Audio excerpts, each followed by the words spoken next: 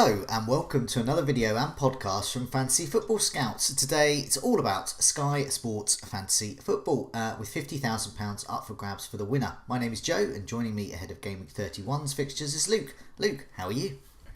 I'm not bad, Joe. I'm getting over last weekend. Like many of us, I think it was a bit of a tragedy last weekend. I know, disaster. Yeah, captains just not really doing anything. I'm going to get my moan out of the way straight away. For the first time since forever. I think it's the first time ever across multiple fantasy games. I missed the deadline, which was Sunday morning. I was working and basically just time got away from me, and I was in an area where I had no signal. So normally I've always got that full safe of the lineups pop up, I've got notifications on Fantasy Football Scout, stuff like that. So none of that stuff came through. But in my mind, I had the first kickoff at 12:30, which obviously was at 12. So I actually turned my phone on to look at 12 bang on. And just to see that it's saying it was kicking off, I was like, no, because I was obviously going to do Antonio to Lingard because Antonio is injured. So obviously won't be playing. Yeah. And it totally made sense to do so because obviously you get the game for Lingard versus Leicester. And then there's that Saturday, I think it is, coming up where the only two games were basically Wolves playing that you'd want anyway, and West Ham. So I had Neto originally, but obviously he got injured for the season as well, which was another moan of mine. Yeah. So I had no option but to bring in Lingard, even if I didn't fancy him. But I did fancy him because he's obviously been pretty good. So that was the move. So I was going to do Antonio to Lingard, and then I missed the deadline. So I was like, oh, for God's sake, I'm going to have to do it Saturday now, and I'm going to miss out on that game. But hopefully he'll only get 2 points. Of course not. He gets an absolute world star performance. I mean, I had the opportunity to do that. Same outcome for me. Didn't get Lingard in, have Antonio. I had Antonio. I actually moved Antonio out for Alexander-Arnold on the previous day. So I was nicely 11 points up, and I was thinking, okay, Neto's injured, the week will go okay. I've got Alexander-Arnold in, that's good. I'm quite happy with loading up on Liverpool. And then I was umming and ahhing. I can do, obviously, Neto to Lingard, no problem. Shall I do that? And I thought, it's Leicester. You didn't make the move because just of the timing, and I didn't do it because of just dilly-dallied. I just didn't think he would get it, and then I thought I thought Neto might get better. Yeah, there was always the chance Neto could recover, but for me it wasn't taking Neto out. So for me it wasn't really. I had no decision. Antonio. I'd already missed all the days where I could have moved someone. Like I could have gone to Trent Alexander-Arnold from Antonio, and I did actually weigh that up. And when he scored, I beat myself up. I was like, oh God, I should have done that. But yeah, then having that Saturday the 17th of April is Newcastle home to West Ham, Wolves at home to Sheffield United. Well, I'm obviously not going to want any Newcastle or Sheffield United players, and my only Wolves players, Neto, is injured. So I literally had to do Lingard, and I just missed the deadline. And it's just annoying that the first time that ever happens, he hits I don't know how many points he got in the end, but it must be close to 20 points or something. And some people even captained him. No, I wasn't going to captain him, so I can't claim to do that. It was always going to be Kane for me. So annoying because where I am, obviously you've been working extremely hard to move up the ranks, and then that one hit has dropped me. I looked at my rank before yesterday's games, and it had dropped to about 78, so I dropped about 30 places. So that's basically season over now in terms of trying to win it. I mean, I don't think I was going to win it anyway, but it's kind of just depressing to have that hit all in one. And then obviously yesterday I had Calvert-Lewin as captain, who didn't even turn up.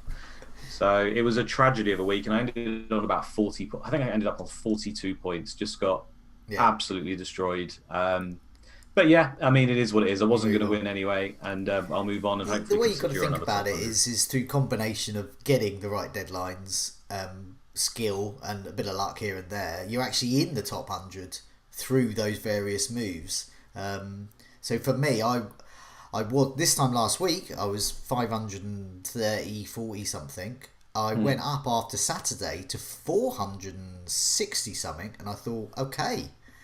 And now I'm 610. The power of Lingard. I don't know if you noticed, but he went up something like 30% because it was just such an obvious move, and so many people have Antonio. I think he went up about 30% ownership in the top 1K. It's just devastating. So it's absolutely devastating. Yeah, exactly. And now, I mean, we're going to show my team in a bit, I think. But I'm literally... I mean, Antonio's injured. Obviously, he's coming out. And for Lingard, unfortunately, which I was going to do. Neto's out for the season. Rafinha's got a knock. I'm hoping he's going to be all right. And Calvert-Lewin missed the game with a muscle injury as well, apparently. So he might miss the game coming up. So that's 4 players injured. And this is why I've always said about, I've used too many transfers this season, and I knew I wasn't in the running because of that. And towards the back end of the season, you combined with the Man City rotation, people fighting for certain things, and these injuries can happen. Suddenly, you can just get destroyed by it. And another season it might not happen, and people continue, but it's good to have that cushion of transfers. And I think right now is highlighting it. I mean, I'd literally change about 5 people in my team if I had the choice. It's dangerous to do parallels with FPL. It's a different strategy in Fantasy Premier League to Sky. Obviously, the limited transfers is a key change. But one thing I noticed that within Fantasy Premier League, myself and many other people were wildcarding, and they were wildcarding mainly because of the fixture swing. There was a huge fixture swing in favour of the likes of Chelsea, Wolves, Leicester, and of course West Ham's fixtures remain good. Lingard's form remains good. Yeah, Arsenal too, you could argue. So those that did that in Fantasy Premier League did really well. Those that essentially did that in Sky by getting the likes of Iheanacho in, by beefing up their Chelsea contingent, by beefing up the Leicester contingent, looking at Wolves in a non-Neto way, bit of luck there, but also getting Lingard in will have made that move. And so those like us who didn't do that, we slipped behind. So onwards and upwards. I'm not in the running to win it anyway, but I'm still holding out a top 100. But we'll see. Let's have a look at the latest tier 2 and man of the match stars for the week. Man of the match is Cody again. He's keeps being mentioned. Dallas, obviously, because he single-handedly destroyed Man City. Maitland-Niles, Basuma, who sadly for me as a Brighton fan is probably not going to be with Brighton much longer, because wouldn't have thought so. It's not that he's too he is too good. He's just he's going to command a big fee. He's going to be an absolute asset, and he's in that sort of role. There's a lot of teams that are in dire need of a Basuma. It's exactly that, isn't it? Yeah. He's the kind of player that's incredibly hard to find, really, that can do a really good job. I mean, Leicester have been very good at finding them in recent years, but he's kind of more of a footballer than some of the ones they've got, even in terms of like you almost think of him as a DM, but he's got more to offer. I think even going forward, someone else might be able to unlock it maybe in a different system or whatnot. I mean, whoever is doing the Man of the Match awards, whether it's Dallas's mum or whoever it is, are gonna see. Basuma is by far the best player on the pitch. For example, De Bruyne is by far the best player on the pitch with Man City playing. There's things like that. So anyway, St Maximin from Newcastle, Bowen. So not Lingard, Lacazette, Salah, and Cavani. Now Lacazette, you can understand. Salah, okay. No. Salah, not okay. Okay, just because. But I was going to come to this. Salah, okay. Cavani, but it's Bowen and Salah interests me. Why did Salah get it? Is it just because of ownership? Or is honestly, the Salah one, I mean, I only watched highlights of the game there, so I can't completely say. But in the highlights I saw, he looked pretty bad. Then I looked at the stats and they weren't particularly good. And then I saw everyone else saying that he was nowhere near the man of the match. But I probably watched I did watch some of the match live. I was just distracted doing other things. Yeah. And he wasn't the man of the match. It's as simple as that. I mean, Trent Alexander for the winning goal. I thought I was in for some rare secret man of the match points. Yeah, he just wasn't man of the match for me. I mean, he scored, so at least you can kind of, I guess, understand it. But for me, the whole idea of man of the match for me is to give points to players who don't always get goal contributions and stuff. It is literally to reward someone who has had a really, really good game and not necessarily reflected in the points. Now, sometimes that is the point scorer. If someone scored a hat-trick, it's hard to argue that he's not been the man of the match, right? But it's just frustrating, really. I feel like that was a little bit of ownership or laziness almost, but it comes down to that individual match reporter, and sometimes you wonder how much they've watched the game. They have to get these match reports out within about 5 minutes of the game finishing, so they're actually writing it while the game's going on. So obviously, how much are they watching the game whilst it's going on? It's hard to know. It's just not a good system. We've talked about it a lot. For me, he wasn't the man of the match. With the Bowen one, I mean, apparently, and again, I didn't see the game, but apparently Bowen was very, very good in this game and possibly stand out. So I can almost see that one. It's just that Lingard, I mean, the story was there. He had incredible goals. It could have easily been Lingard as well, right? But I'm not too worried about that. I suppose I would be if I had actually made that transfer and captain. I'd be more annoyed. I was quite relieved, to be honest, when I saw Bowen's name on there. Yeah, but on that note, I think Bowen's a good option now, especially if he's playing up front. Yeah. Because it seems that way with Antonio out, he's filled in up there, and he's offering a little bit of what Antonio does. Obviously, not got quite the strength, but he's definitely got the pace and the guile. So Cresswell is injured as well, which Cresswell's could have been an option at the fullback, but he's playing on the left side of back three now, so it's much lessened. But nevertheless, his some of those set pieces could be taken by Bowen. That could raise his profile there. I'm also not entirely sure who's on penalties if Noble's not on the pitch. So he's playing at the moment, but if for the last 20 minutes or so it has been Antonio. Lingard's cheekily taken one. Didn't the manager say he's never doing it again? Yeah, he's never doing it again. Yeah. So I wouldn't be surprised though. I mean, it could be Bowen. I think probably Bowen might be in. I mean, it's a decent shout that actually. Rice is obviously out as well. Yeah, it wouldn't be the first time we've suddenly seen a surprise penalty taker, and that could be it. Passing tier 2, basically, it's the Chelsea and City players.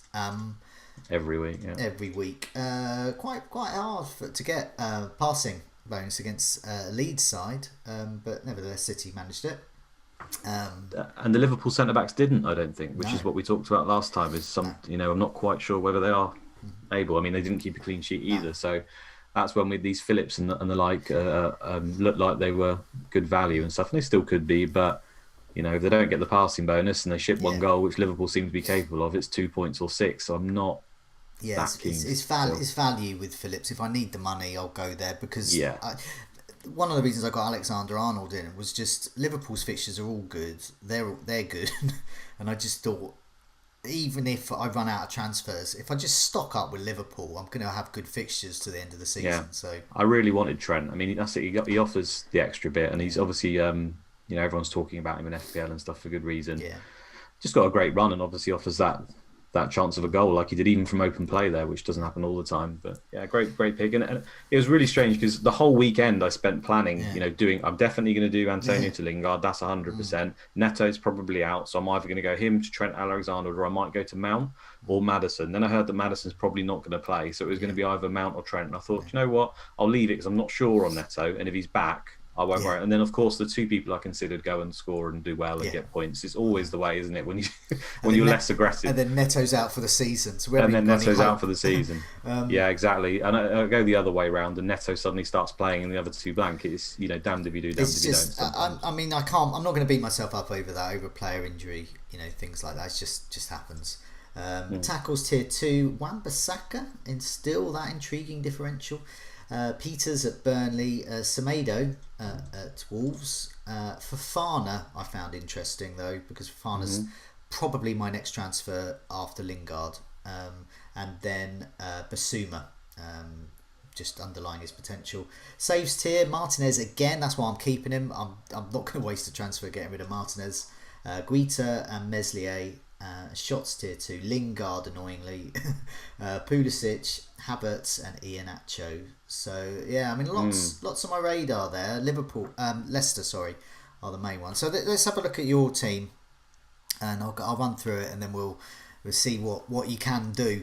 You've got Martinez in goal, Azpilicueta, Stones, Diaz, Antonio orange flag, probably red flag at the moment. Neto red flag, he's out. Fernandez, Rafinha knock, but I think he should be okay. Kane, Calvert-Lewin knock, but by all reports he should be okay. And then Salah. So a lot of flags. And as you said, yes. I mean, how many transfers have you got left? I mean, you can't mess around. I could say now because I'm out of the running, couldn't I? But it's not a lot. No, okay. I'm going to keep it under my hat just in case. Okay. A few mini leagues, but I mean.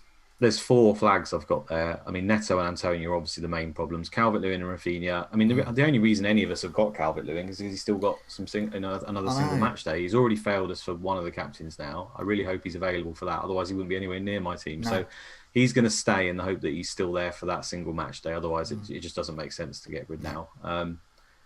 Annoyingly, because I wouldn't really want him. Rafinha, I mean, even though the fixtures are bad, they then get good before the end of the season. He's just too good a value anyway. He's too good a player. He's going absolutely nowhere.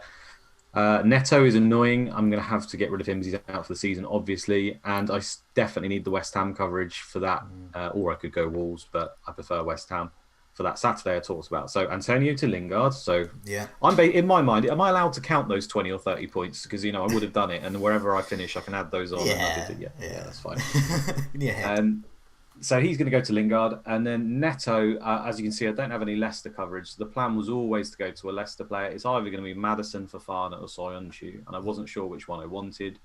I'm still not sure, but I get to see the lineup this weekend and I get to decide. Now, if Soyuncu is back and he's starting, it will probably be him just for that extra security over Fofana, even though I probably prefer Fofana, but just because of the money difference, really. But it'll probably be Soyuncu. If he's not starting for any reason, I may just punt on Maddison. I'm not sure how fit he is, whether he's going to make all the minutes, but I've got to try something a little bit different. And although the Leicester centre-backs do get passing bonus, clean sheets just seem to be nowhere near him at the moment. Maybe that will change when Soyuncu comes back. I mean, Amati's been pretty dreadful, I think, so that might be part of it. So yeah, not sure, but I get to look at the lineup. Those are basically my only two planned moves, though, Lingard and a Leicester player. And then I'll just sit for a little while, and then once Calvert-Lewin's served his purpose, I shall probably look to move him on. Who he goes to, I'll be able to afford virtually anyone. So it'll just be who I fancy at the time. I'm not sure at the moment. Okay, well, let's have a look at mine. Mine's similar, but different. A bit like the latest Fall album, for those that remember them. Martinez in goal, Azpilicueta, Alexander-Arnold, a nice 11 points. Vestergaard, his customary 0 points. Diaz, Neto, Fernandes, Rafinha, and Kane, Calvert-Lewin, Salah there. So my moves, or obviously I'm looking at those 2 single game days for Leicester that are coming up. Is that right? With against West Brom and Palace, so they're amazing. I need to get Leicester. So West Brom have suddenly turned into like Barcelona. Yeah, but nevertheless, Leicester's just got to have Leicester, I think. Yeah.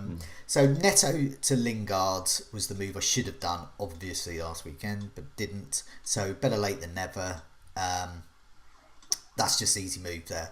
And then Vestergaard to Fofana. So I free myself of Vestergaard finally and get a bit of Leicester. That will take me down to 6 transfers. So I've currently got 8. I need to do these 2, so that's going to get me to 6. As you said, Calvert-Lewin, he's got to serve a purpose at the moment for those single days. So I'm going to keep him. But I'm looking to offload him in May. Let's see what May's fixtures throw up and he will go there. But I've got another... I mean, I think I need a bit more Leicester, but I'm not sure what to do. Iheanacho would be one. Sionchu is one. So I won't have that much left over. I'll have... and not sure I want to get rid of anyone else apart from Calvert-Lewin. So I might end up just having Fofana. I would like to have Fofana and Sionchu. But that'd be nice, yeah. Not sure it can be done unless I don't. No. I don't particularly. Well, before I had my injuries, that was before Neto got injured. Obviously, Neto was just going to be a season-long thing because Wolves were a great season-long. So for me, I had Stones and Diaz. Now, I didn't expect... I wanted to get that extra player from a different team rather than a double-up, and I didn't expect Stones to play. I mean, we got to see the lineups this week and he played, but I think part of that was due to the fact that Laporte was injured. I don't think he would have played if Laporte was injured, personally. No. And now Laporte's back. So for me, I always had the plan to keep Neto and move Stones to either double up on the Leicester defence or go Maddison and a defender. Yeah. That was always my plan. But now, because of all the other injuries and the transfers I had to use elsewhere, Stones is now in for the season, unfortunately. So he could end up only playing 2 or 3 games left. But I just can't chance take using my final transfers on stuff like that. The other thing is, Rob Holding's attempt to just... I think I can get away with no Everton if I go for Rob Holding because one of the clashes is Arsenal-Everton. Yeah, again, he's just a risky player for Sky. He worked fantastically well for me back a few months ago. But... He basically fills in for David Luiz. If David Luiz is back, Holding's probably lost his place, and that would be massively annoying with, say, one transfer or no. I'm not sure why that actually happens, to be honest. I think Holding might actually be the better option than Luiz these days. Yeah, I mean, at least on results, it seems to be. Was he on? He's only left-sided centre back currently, so. Oh, Gabriel and Mori are the left-sided ones. Oh, sorry, he's the only right-sided one. Sorry, yeah, the right. So let's move on to the fixtures. Game week 32, a lot of days. So we've got a lot to go for, and we've also got game week 33 in mind, but we'll come to that next week in more detail. Everton Tottenham. I'm going to be captaining Harry Kane. I presume you will as well. Yeah, not even a second thought. Even if Calvert-Lewin's in the lineup, it will just be Kane. Yeah. Newcastle against West Ham, Wolves against Sheffield United. I was going to captain Neto against the worst defence in the league. I'm now not. I'm going to have to get Lingard in against Newcastle. I don't know. I think Newcastle have quite a good record against West Ham, and Newcastle at home are a devil. You think they're going to get beaten, but they don't get beaten by a lot. No, but Lingard's the best player in the world. But Lingard is he's certainly the best player on Saturday the 17th of April in Sky. I don't know about the world. Sunday the 18th of April, Arsenal against Fulham, Manchester United against Burnley. Fernandes presumably. I think it's a great option, but I also think if you've got Lacazette and Aubameyang's definitely out, that is a good. Well, we get to see the lineup, don't you? So that's a great differential there, because Fulham are not adapting so well with the relegation struggle as Newcastle are, and certainly as West Brom are. So they could be the team to target. Monday the 19th of April, Leeds against Liverpool. We've got some choices here. I don't know. Salah, Alexander-Arnold, Rafinha. It'd probably be Salah, but I don't rule out Alexander-Arnold. No, I'll be on Salah. He's my only real option. I mean, I could do Rafinha, and I think he could do well, but I don't think Leeds' options are the worst. So Bamford, Rafinha, if you don't have Salah, I think you don't have to have him for this game at all, but mine will be Salah, yeah. Chelsea against Brighton, Azpilicueta for me. I think if you've got the likes of Mason Mount as well, great. Now this is after, if I got this right, this is after the City game, where the FA Cup game. So. And they've obviously just played in the Champions League. So I got a feeling there'll be rotation in this. Looking at the 3 matches, this looks the least, the most prone to rotation. Yeah, I don't think it'll be mass, just because they still need, obviously, to secure that top 4 spot. But, I mean, he rotates the fullbacks, and he's done throughout, or wing-backs, I should say, throughout his entire career. So I think they're obviously prime position to do it. They've obviously got 3 centre-backs, so maybe one of them rotates, maybe one of the midfielders. I don't think it'll be all across the board, but there will be some rotation. Obviously, you get to see the lineup, so if you are planning to bring one in, that's handy. But yeah, I think we could get unlucky. I mean, I've got Azpilicueta. If he doesn't start that game, I'm screwed. I don't know what I'd do, to be honest. I may have to look at bringing in another Chelsea asset, which wouldn't be the worst idea. But I mean, this Champions League and Cup's going to continue, isn't it, if they're still in it? And it may still happen. I think Mason Mount is still just a good option in general. Yeah. I just think, even in that last game, he looked incredible. Like he was so good. I think he got man of the match, didn't he? He did, yeah. He had shots on goal. Honestly, the amount of times he set up someone who should have scored, and they didn't. He could have ended up with a hat-trick of assists easily. But the problem is they just don't seem to find the net with those opportunities, and he does this quite often. He's almost like that Tadic player in a little way, where he's heavily involved. He's number 10, Eriksen. There's a number of them over the years, although Eriksen did develop that side toward the later stage of his career. So I still think the Chelsea defenders, I mean, Rudiger's still probably a better option, maybe, because they just get so many clean sheets. I mean, in my third team, which I'm just mucking around with, I've got Lewis Duncan, and obviously rewarded me with the captaincy, nice 18 point. Yeah, turned out the best captain that week. In my team that I don't care about, but anyway. And it's that stage of the season where Lewis Dunk plays, he gets tier 2, and Brighton's fixtures, they've got an okay little run of fixtures as well. I just think, it might not be the worst decision just to go for that. If Azpilicueta's out. I think if you look at the lineup and Havertz starts, the way Havertz is playing up front at the moment and getting so many opportunities, I mean, he could have easily scored 3 or 4 goals. He played well, but his finishing was just almost at the goalkeeper every single time. And if he could have just put it to the side or a little bit more power in his shots, he almost tried to be too, I don't know, he's almost like a Kaka or someone like that, just trying to be elegantly stroke the ball in, and it just didn't. That's fine when it goes in, but when it doesn't, it looks like you just messed up the chance. Yeah, he's looking really good, isn't he? He is, yeah. So if he's up front for that game, he's a good punt for the end of the season because we don't have many midfielders with that explosive potential, and he's obviously one of them if he's playing up top. Next day, Harry Kane again. Tottenham against Southampton. Now this out of the two Tottenham games in this game week looks the best one. Southampton's defence is awful. It's one of the worst in the league at the moment. And Aston Villa against City. So I think we should move on. Harry Kane it is. Yeah, we don't get to see the City lineup, do we? So it's going to be Kane for nearly the whole game. I mean, if you've got Son, I think he could be good in this because Southampton do push up the field quite a lot, and we know Spurs will sit deep. So even if Spurs score early, they'll then sit back and Southampton will push up. So the game will be perfect for Son. And if I was willing to take a punt, I'd probably go with him. But now Leicester against West Brom, that's where I'm going to be making sure Fofana's in.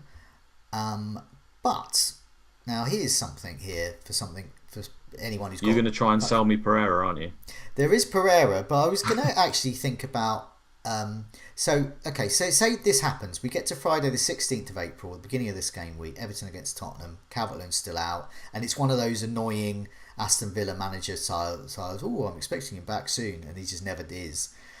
So if that happens, I would then be tempted to move to move another player on and get Holding in and just go for it. Just go for an Arsenal player. Be done with it. Cheap Arsenal player against Fulham. And that means I have then got Arsenal covered in the beginning of game week 33 against Everton, and that would allow me to remove Calvert-Lewin for that Leicester game. Yeah. And that would take me down quite dangerously down on my transfers. But my hatred now of Calvert-Lewin after this terrible Sunday I had, and then to compound it all, having Vestergaard and Calvert-Lewin on my Monday was too much. I feel I should punish him.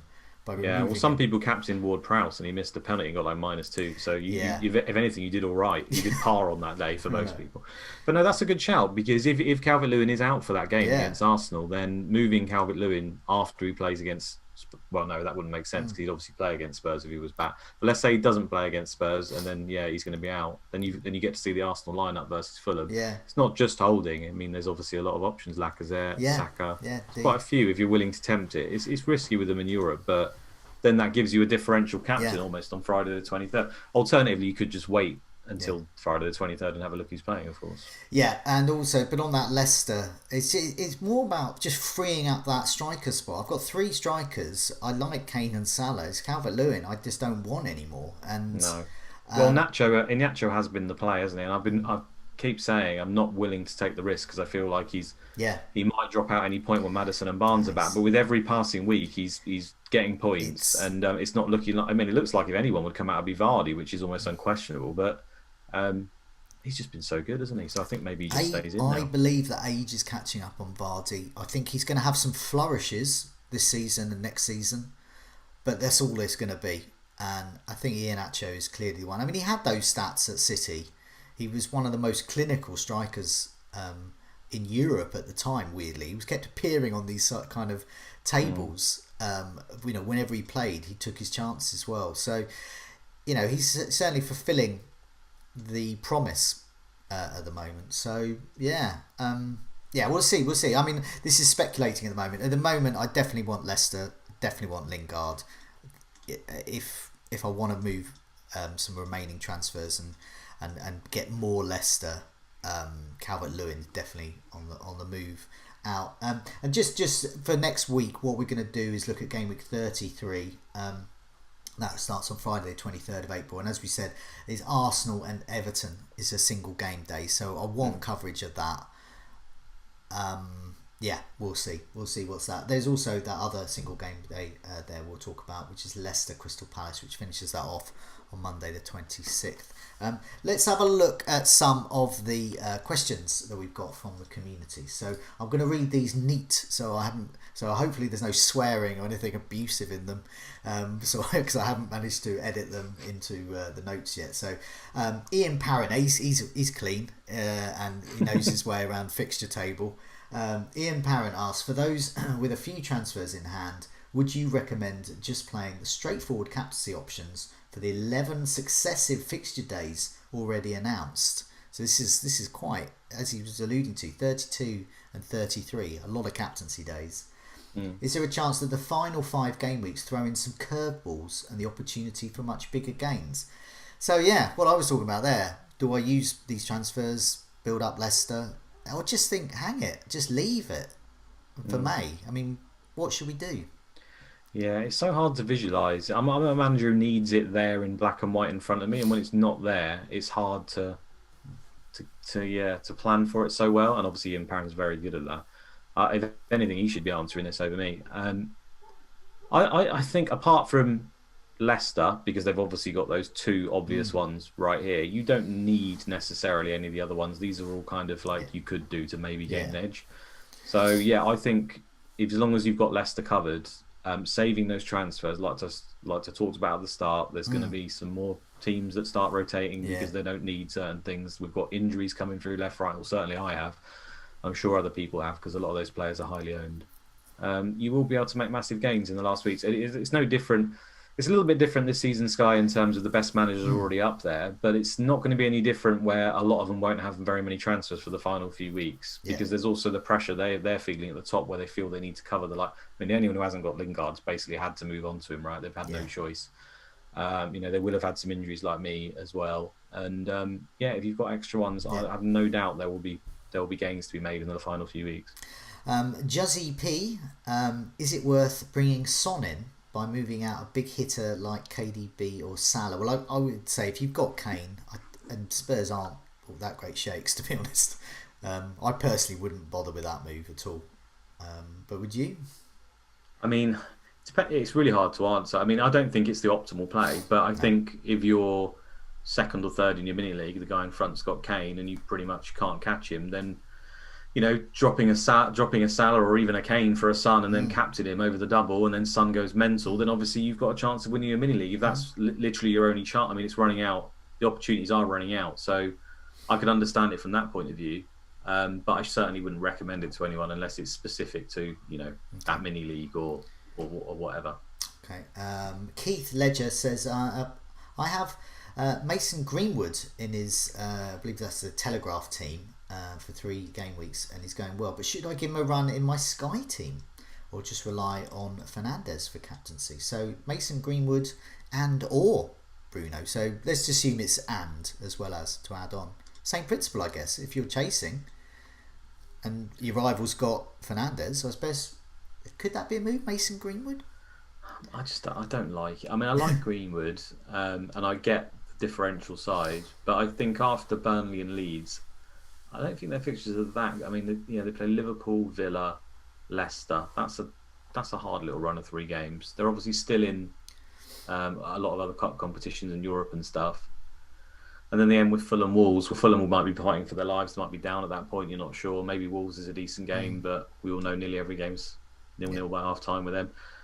It's more to do with the fact that Greenwood just doesn't shoot enough. He's very clinical in his shots, but he doesn't shoot enough. So therefore, he doesn't often get shooting bonus. And even in the last 2 weeks where he's scored, he's got 8 points and 9 points in his last 2 games. He got shots here against Brighton, but he didn't get it against Spurs.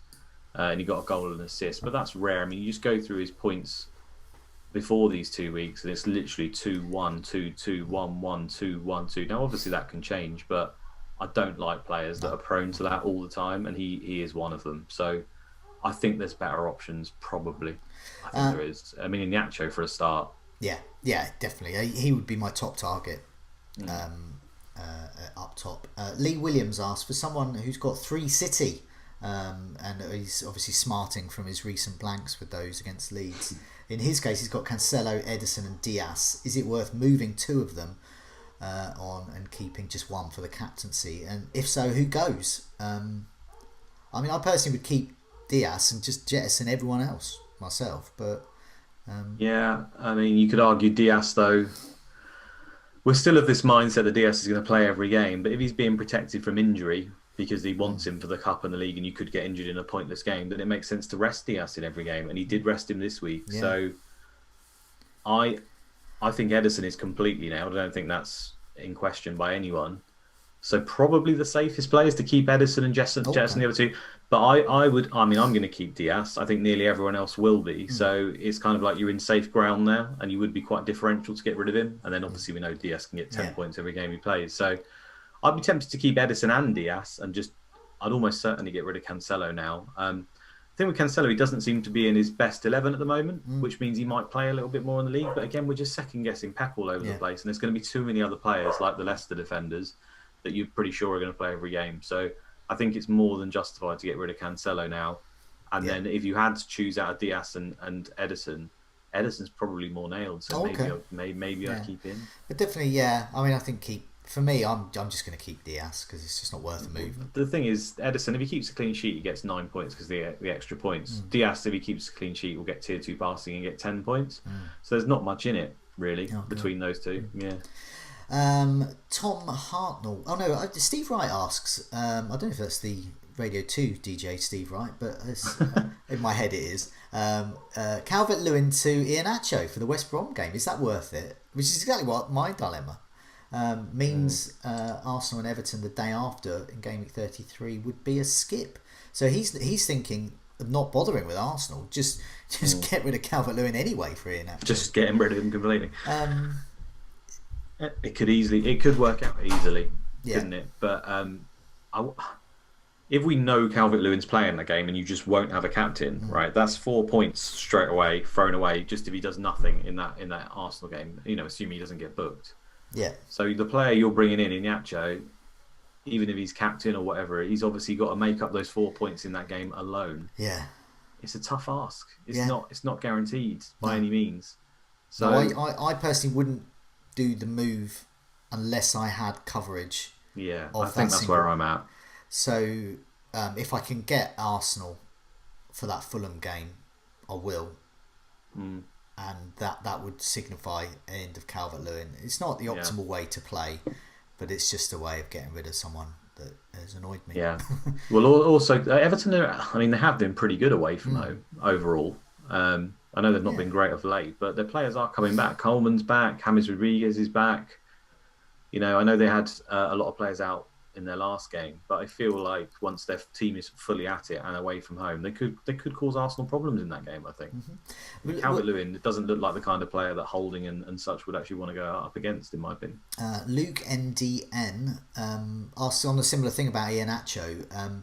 Should we back the Leicester attack and defence in order to stand a better chance of gains on their single game days, and also just in general, really? Just that. I mean, he's just getting Fofana enough. I don't feel comfortable just getting Fofana. So I think we've seen this before with the Man City run. I mean, they're not in the same category, but the more Man City players you had over the good run, the better. And if I had unlimited transfers and a wild card right now, I'd have multiple Leicester assets in my team. So if you can do it, then why not? Yeah, I think I'm with those members of the community there on that. And Tom Hartnell asked a similar thing about Calvert-Lewin, what to do. Sounds like he might be back soon, so shouldn't do anything rash really. But I want rid after this Arsenal game. He's just burning a hole in my team. I mean, I think that is the sensible play. As much as I want to get rid of him, keep him for that Arsenal game. Then you'll get the fixtures for May, and then you can do whatever you like. Yeah, things change very quickly as well, as we know in fantasy. And right now, when Iheanacho, Lingard, all these players look like they're absolutely 100% needed, but they didn't look anything like that a few weeks back. Go back a few weeks, and Iheanacho and Lingard would have been nowhere near your list. No. So, that could all change around again. Sometimes you skip this little hype, and then suddenly there'll be a few new players that no one else will be able to jump on, and you will. So, and it's also not like Calvert-Lewin's a flash in the pan. He was doing this last season. He's doing it this season. Ancelotti loves him.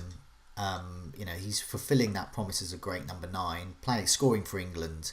He's not a flash in the pan. So him being a bit injured and not scoring for a couple of matches, as much as I'd like to punish him for that, he's still a good player, and so he still could do well. Arsenal in that Arsenal game, it's not like Everton and Arsenal games haven't been high scoring in the past.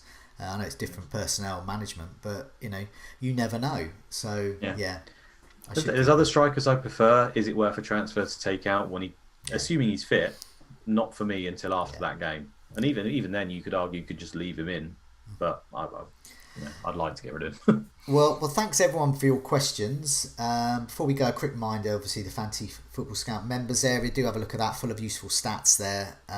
And also do press like if you've enjoyed this episode. And remember to subscribe wherever you hear this podcast, and also on our YouTube channel to make sure you keep up to date with our latest videos, which is great. But in the meantime, Luke, thanks so much for your time, and better luck in Game Week 32.